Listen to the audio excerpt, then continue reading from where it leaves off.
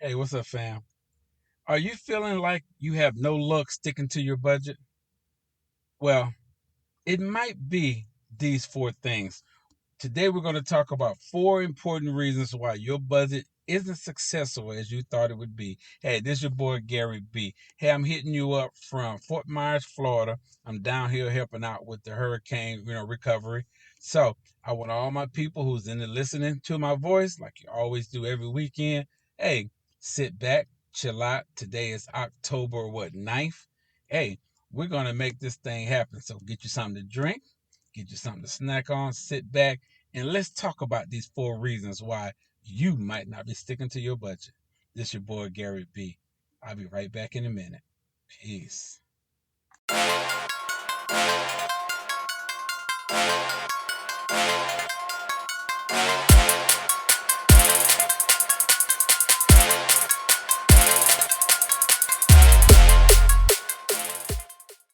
Welcome back to another episode of Mentally Financial Fam.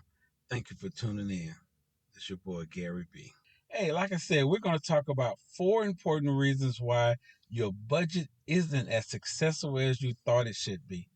Now, I'm not going to say everybody's going to probably fall into these four things, but a lot of us do, okay? So if you're one of the people that fall into this category, let's try to work on these things, all right? I understand that, like I said, sticking to a budget can be hard because, like I said, it was hard for me when I first started doing it. But it can be done. And I'm telling you, if y'all are trying to buy a house, if y'all are trying to buy a car, if y'all are trying to take a vacation or do something for yourself or just better your finances, you can do it. You have to learn how to stick to that budget, put that money in the right place, and these things will start working out for you, okay? Now, so with all that to be said, you also got to look at budgeting this way. All budgets are not the same. They don't work for everybody. You see what I'm saying? So just because you might put a budget together for you, you can't give it to your brother, can't give it to your sister, your best friend. It don't work like that. Or they can't give you a budget that works for you. We all make different amount of money. We all get paid differently. We all spend money differently. So you have to look at the budget that is good for you. Okay. But don't get discouraged because, like I said, we all fall short sometimes. But the more you keep doing it, just like a sports player or anybody else, the more you do something, it becomes muscle memory and you start doing it all the time. All right. So let's start with number one. Number one, your budget feels too restrictive. Well, a lot of people feel like, man, you putting all this pressure on me for this budget and I can't live life. All my money goes straight to this and all my money goes straight to that. So it makes you feel like, man, I don't have a life. You know what I'm saying? I can't do nothing. I can't make no money. I can't spend no money. That ain't what a budget is for. A budget is to keep you on track with your future goals, your present goals and your future goals. As a matter of fact, when you say it like that, we're just talking about that little extra money that you might spend sometime that you shouldn't. You know, um, you're gonna always hear all of us who are in the finance game talk about the little miscellaneous things that we buy, the coffees, like the $10 coffees, um, the $10 lunches, and just buying frivolous stuff that we really don't need sometimes. Those are the things that we're talking about. So when you're working on this budget, you have to think about those things. Okay, so a budget does not have to be restrictive.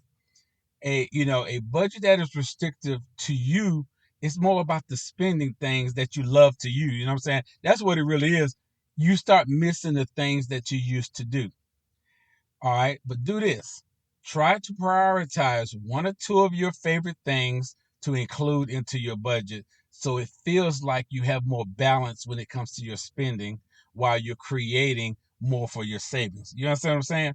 So don't put yourself too much into a box. Still choose one or two things, put money to that, and keep living life, okay? And you don't have to stop living life because we're trying to get you back on track or get you on a good track. Some of us ain't off track. We just have to get on a better track. All right, number two, This could be a reason. Your income varies from month to month. All right, mine stays the same every month, every year until I get a raise every year. You see what I'm saying? But even when I get my raises, I still incorporate the little raise I get into my budget. You know what I'm saying? But that's the difference between all of us. That's what I'm saying. Your best friend might make the same amount of money every week, every month. You might not do that. You might only make a certain amount of money this week, a certain amount of money next week, or once a month, or however your money come in. So you cannot do the traditional type of budgeting, okay? So think about yours a little different. If you made this amount of money this week, and then you sit back and say, well, dang, I can't put as much into this and this and this as I did last week, that's fine. You know what I'm saying? You only still taking a portion of what you're making and putting it into all of these different pots. That's all you're doing. You're not really changing anything. You know what I'm saying? You might make more money one week, you might make less money one week or month or whatever. Still do the same tradition, still do the same traditional budgeting idea. Just put the money where you can when you can. That's all it's all about, all right? So don't think about it like, man, I put $100 this month into this and $300 into money. No, it might not be that way for you all the time. So you can't do it that way. So never look at it that way, okay? But just remember, things like emergency funds are especially important for those who have inconsistent incomes. You know what I'm saying? So you got to think about it. That person who does have that, that inconsistent income, believe me, emergency fund is definitely made for them, okay? Or that rainy day fund, or whichever one you would like to use to get you over that hump. That's why things like that are very important, y'all. All right. Number 3, you're creating a budget based off of ideals like spending plans instead of a realisticness or a real actual, budget. So you're saying to yourself, okay, this is my goal. This is what I want. This is how I want to do it. But sometimes that might not be realistic. You might say, well, I want to do this in 3 months. I want to do this in 6 months. I want to do this in 10 months or whatever it might be. It might not be realistic for your financial situation. So you have to come at it a little different, okay? By creating a budget that is 100% realistic, okay? Now, we still fall short sometimes. So don't let those things, get you. Creating a budget with the ideal expectations of like, I'm gonna put $50 here every month, like I just said a few minutes ago, or $80 over here, or $60 over there. Yes, we might want to do that all the time. We might want to do that every single time, but it don't work like that all the time, y'all. It really doesn't. Okay, so being that it doesn't work like that, you sit back, take a breath, and say, okay, I'm not gonna, lie to myself no more. I'm not gonna try to put too much pressure on myself. Remember, this is what this is all about. Getting that financial stress off of you, not putting the financial stress on you. A budget is there to relieve the stress that you have, not cause more stress. You see what I'm saying? So if that's the case, by adding $25 or $35 to your budget for eating out, might be more realistic. Or taking 25 or 35 away might be more realistic for you. You know what I'm saying? So it's kind of like that restrictiveness. We don't want you to feel restricted. We don't want you to stop living because, yes, it will stress you out. And that's our whole purpose of this, to get you out of the stress. Okay. Um, you could apply many different things, when it comes to your expenses. you know, maybe you can imagine not spending more than $10 per week on coffee a week instead of a day. You know, um, you can think about things like, hey, I can go buy my favorite coffee and make it for myself, or my favorite sandwiches, or my favorite hot dogs, sausages, whatever it might be. my favorite clothes, shirt, whatever. Make it realistic, and I think it will work out for you, okay? Now, remember now, y'all, these are just my opinions, and these are things that I do. So, like I said, it's just tips. You don't have to use them, but I believe if you do use them, they will work out the best you would ever see. Believe me, if you listen to a lot of the things that I tell you, they will work out fine, and you will start seeing your money start working for you. You really will. All right, number 4, you're using a budget method that doesn't work for you. It's similar to number 3, but it's a little different. Like I said, you're doing something that is really not meant for you to do. You know, um, you have, because all budgets are not one size fit all. You have to find that perfect budget that fits you, that's going to do things for you. And remember, a budget is nothing more than tracking where your money goes. That's all you're doing. You tracking where your money go. That's why we talk about that 50-30-20 budget. You know what I'm saying? And just to reiterate that again, remember, 50% of your paycheck goes towards essentials like food and rent. 30% goes towards discretionary expenses like dining out with your friends and shopping. And the remaining 20% goes towards savings like buying a house or investing in things of that nature. Okay? That's all that is. No more, no less. That's all that is, ladies and gentlemen. For real, you know? Um, but if you have to do different things with that 50-30-20, it's your budget. Do what you feel you have to do.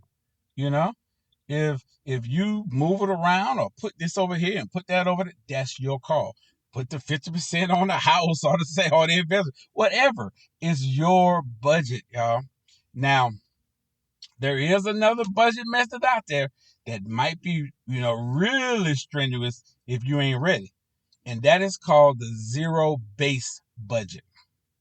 The zero base budget is something like, it's slightly, how should I say, um, stricter approach when it comes to your money.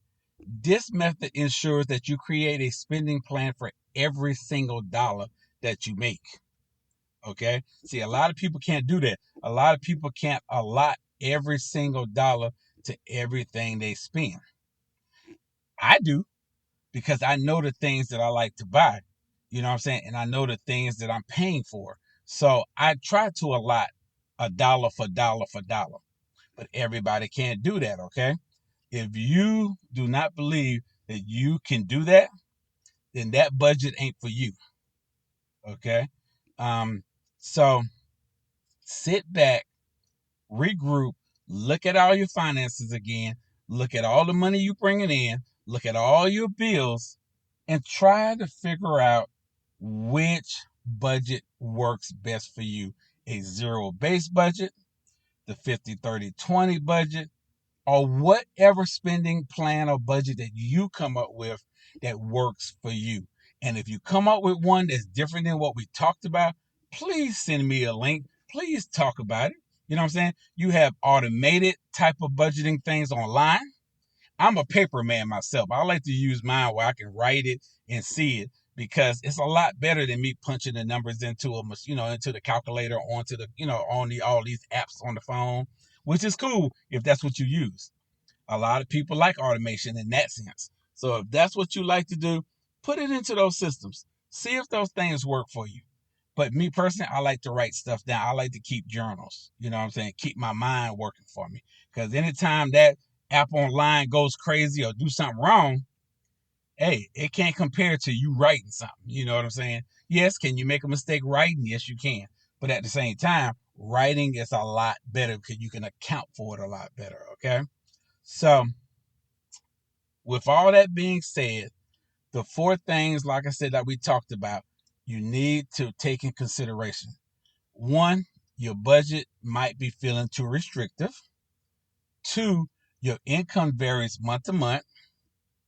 3, you're creating a budget based off of ideal spending plans instead of what is realistic. Okay. And then number 4, you're using a budget method that doesn't work for you. So those are the four things that we talked about in this episode. So, hey, think about those things, try to make them work for you. And hey, let me know what's going on with you. Let me know what's working best for you. All right. So, with that being said, hey, think about everything I said. And you know me. Hey, this is Gary B. I'm going to always do the research for you. You just need to follow. You know me. I'll holler at you in the next episode. Peace. Thank you for checking out another episode of Mentally Financial. Hey, you got to come back every Sunday at 12 o'clock in the afternoon because I'm going to keep you bumping with these tips to help you deal with financial stress. Follow me on Spotify, Google Podcasts, Apple Podcasts. Hey, I'm out there, y'all. You just need to follow me because, hey, I'm giving you that good advice. I love you. Until next Sunday. Peace.